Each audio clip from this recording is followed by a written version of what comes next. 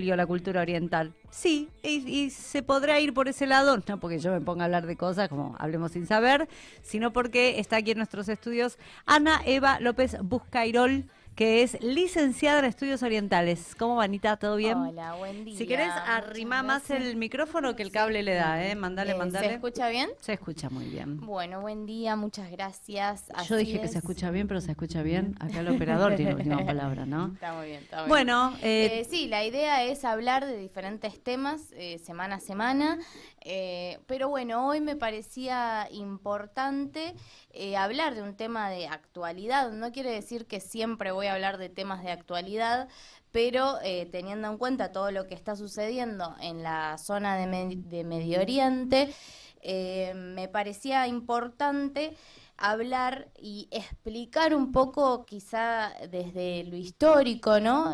Porque siempre la historia nos da respuestas de lo que pasa actualmente, acerca del conflicto entre Irán e Israel. temita. Un Tremendo tema. temón, sí.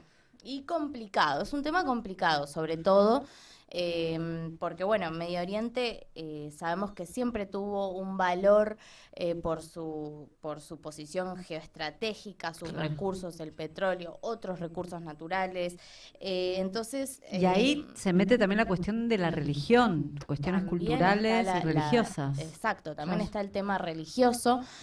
No en todos los países del mundo árabe, pero sí históricamente fue no solo lo religioso, sino también las diferentes potencias e imperios, digamos, que se han querido meter la cuchara en la zona, Claro, digamos, ¿no? claro. Entonces, este conflicto que sucedió hace pocos días está estrechamente relacionado, o sea, muy, muy relacionado con todo lo que viene sucediendo entre el conflicto entre Israel y Palestina, que se reavivó, digamos, porque es un conflicto que tiene muchísimos años, pero se reavivó en octubre del 2023 y hasta hoy sigue y está siendo una masacre terrible por parte de Israel hacia la población palestina.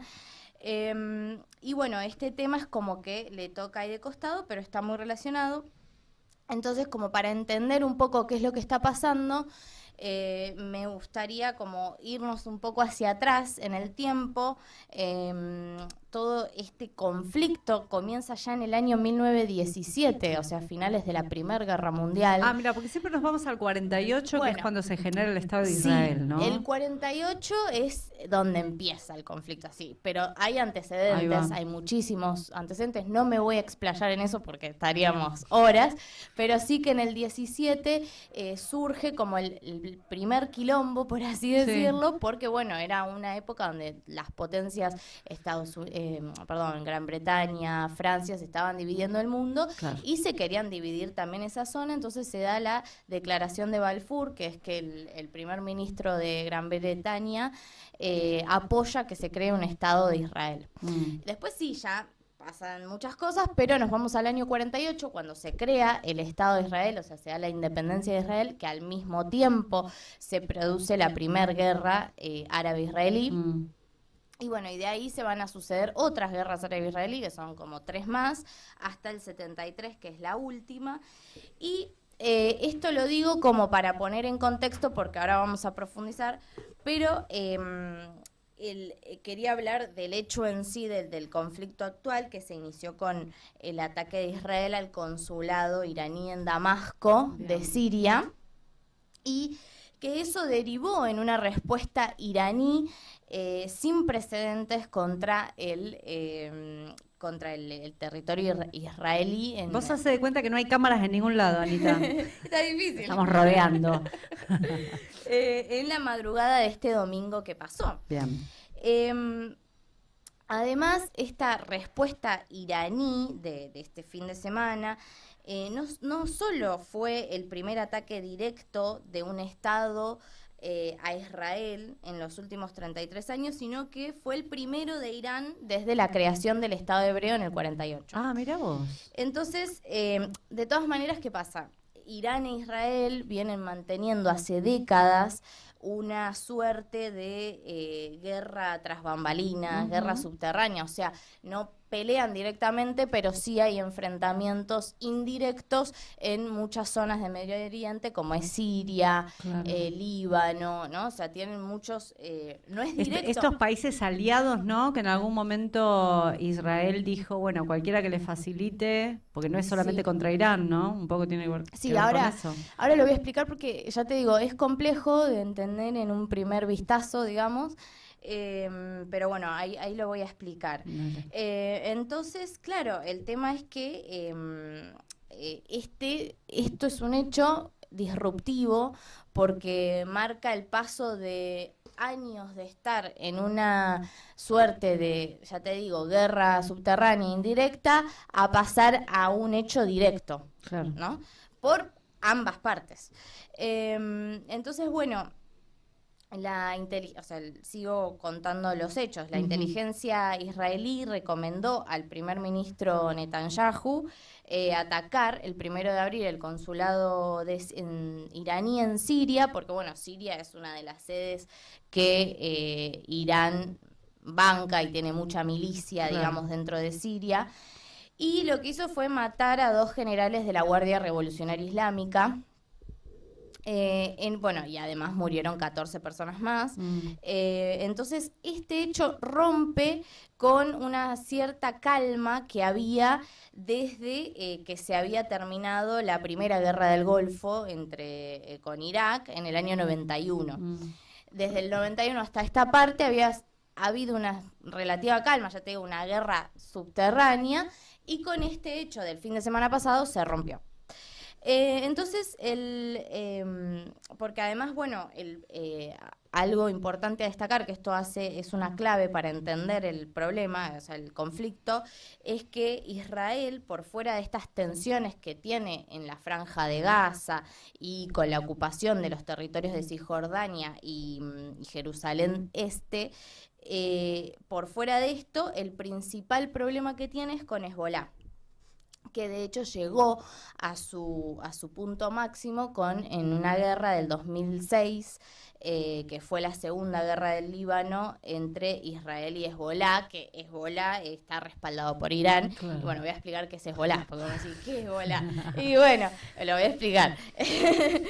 Bueno, es una organización musulmana, chií, que bueno, también acá podría venir otro día, claro, a hablar de todo el tema islámico musulmán y la división entre chiitas y sunitas y qué sé yo, que no lo voy a decir ahora porque si no, no me va a alcanzar el tiempo. Entonces, Hezbolá, que significa partido de Dios, se caracteriza tiene como 4 dimensiones o 4 identidades que hasta le quedan chicas, pero para poder explicarlo de alguna manera, es un partido político, es una milicia de resistencia, es una organización terrorista y es una organización social. O sea, tiene como muchas funciones dentro de lo que sería. Y obviamente está respaldado económicamente por Irán, es del Líbano, ¿no? Se crea en el 82 con la primera guerra del Líbano, o sea, en el 82 Israel ataca al Líbano, en lo que te hablaba, esta suerte de guerra que vienen manteniendo por debajo no es nada directo. Bueno, Israel en el 82 ataca al Líbano y ahí se crea Hezbolá como resistencia de la ocupación israelí en el Líbano. Entonces, bueno, el objetivo de esta organización es justamente expulsar a Israel del Líbano, ¿no? Porque el Líbano e Irán son aliados.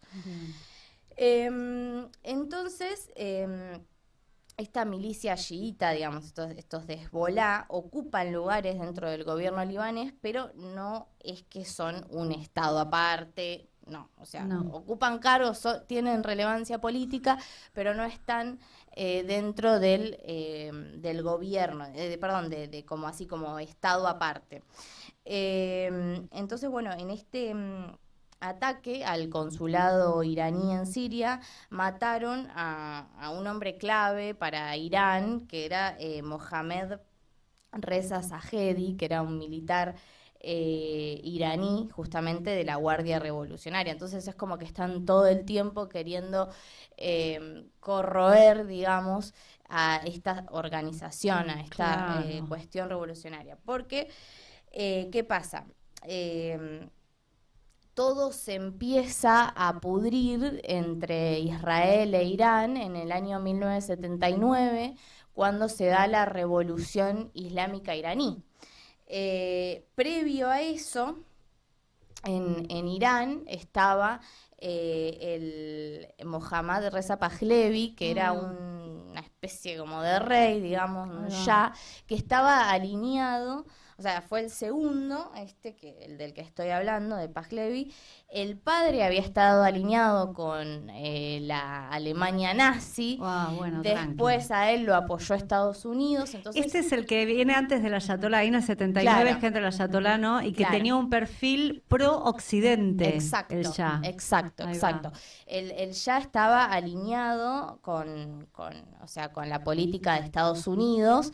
Entonces, Irán, por ejemplo, fue uno de los primeros, segundo en realidad, de país con mayoría musulmana en reconocer el Estado de Israel. Mirá. En ese momento. Mirá qué loco, ¿no? Pensarlo ahora, ¿no? Pensarlo Claro. ahora, exacto. Claro. Pero bueno, porque tiene que ver con quién gobernaba. Obviamente este señor no gobernaba para el pueblo pueblo estaba muy descontento, entonces cuando en el 79... apoyado por el clero chií, o sea, ya por una cuestión religiosa, como hablábamos, y por el pueblo también, se da este gobierno de los ayatolas, bueno, que tomaron el poder, porque ellos lo que rechazaban era la occidentalización, Tal cual. ¿no? Y la idea de lo que buscaban, digamos, era volver a las leyes islámicas tradicionales. Entonces, ¿qué pasó? Ahí la política, en ese momento, hablo de este hecho porque en el 79 es cuando cambia por completo la política exterior de Irán, ¿no? Con el ayatolá, o sea, da un giro de 180 grados y empiezan a tener una hostilidad tremenda con Israel, que hasta ese momento se habían mantenido en una posición neutral. Claro.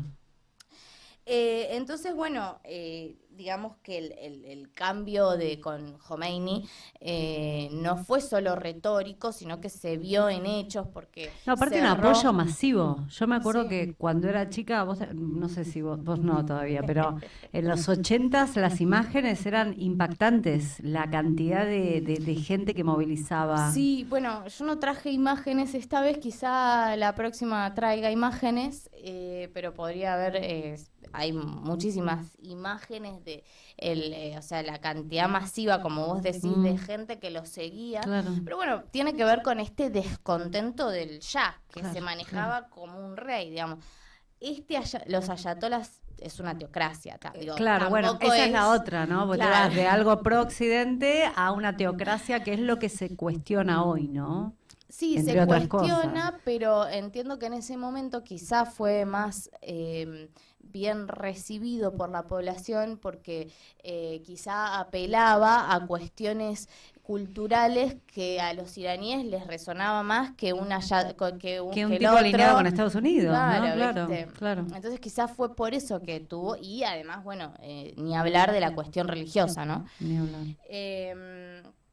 Entonces, bueno, el impacto de la revolución islámica en el 79, bueno, tuvo que ver, como decía, con el fin de la relación entre Estados Unidos e Irán, pero también el fin de la relación entre Israel e Irán, ¿no? Obviamente. Entonces, bueno, lo que iba a decir es que cuando asume Khomeini, por ejemplo, cierran la embajada de Israel en Irán. En Teherán, y sí, en Irán, sí. Y también abrieron una embajada palestina.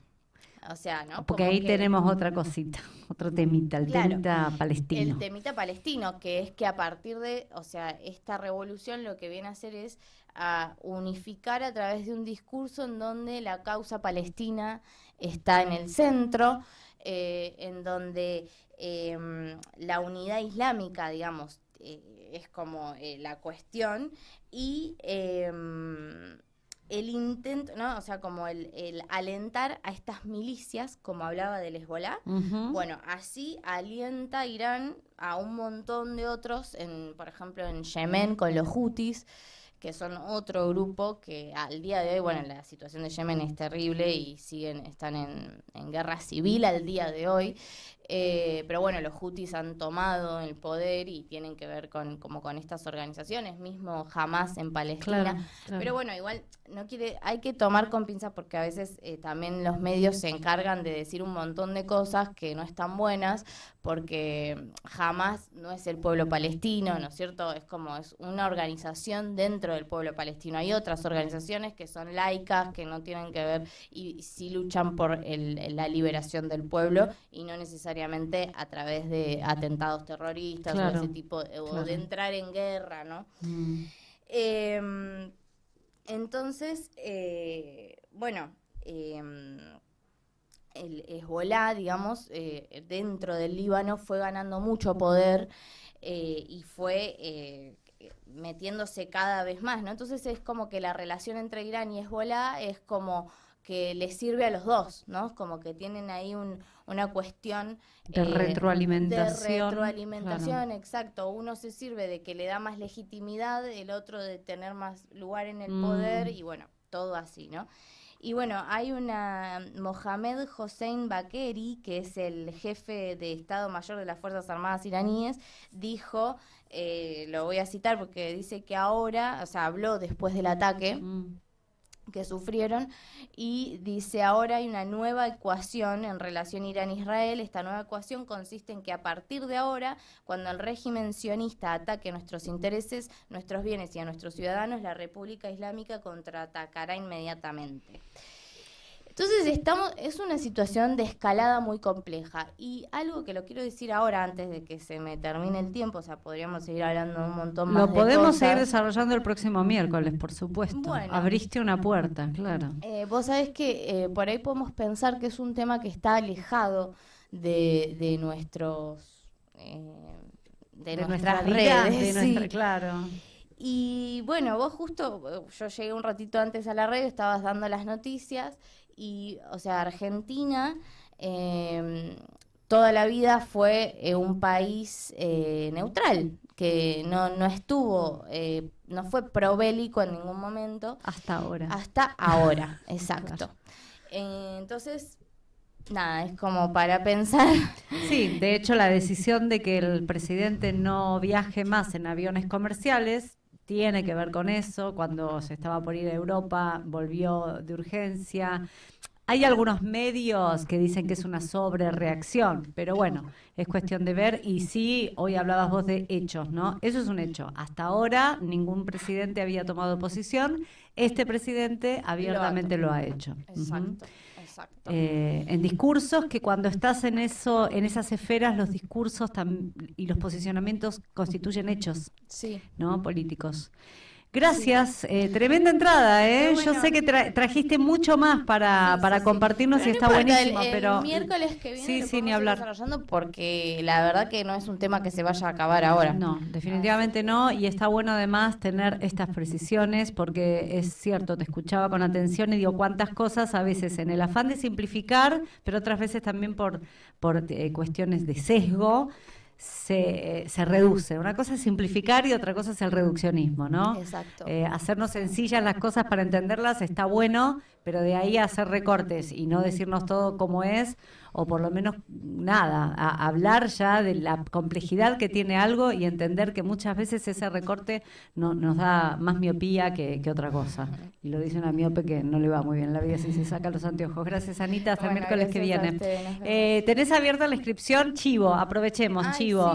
Sí. Pintura clásica china, porque hoy está hablando de Medio Oriente, pero es muy amplio el campo de acción y de conocimiento de Ana como licenciada en estudios orientales. Y se viene un seminario de 4 encuentros sobre pintura clásica china en Colmena. Contanos. Exacto, sí. Bueno, no, eso, quien se quiera inscribir está abierta la inscripción. Hay promo de 2x1, bien. Así que pueden entrar a las redes de Colmena y preguntar ahí. La idea es hacer un recorrido, o sea, tiene que ver más con una cuestión del arte, bien. De China de los comienzos y hacer todo un recorrido visual y bueno, poder charlar acerca y bueno, y mostrar imágenes y explorar un poquito por ahí. Dale, exacto. Gracias. Sigamos. Pido la palabra a ZM Radio 90.5 Cholila, Trevelin. AZM Radio 94.5. Somos el sonido que más pega en esta temporada. 2024.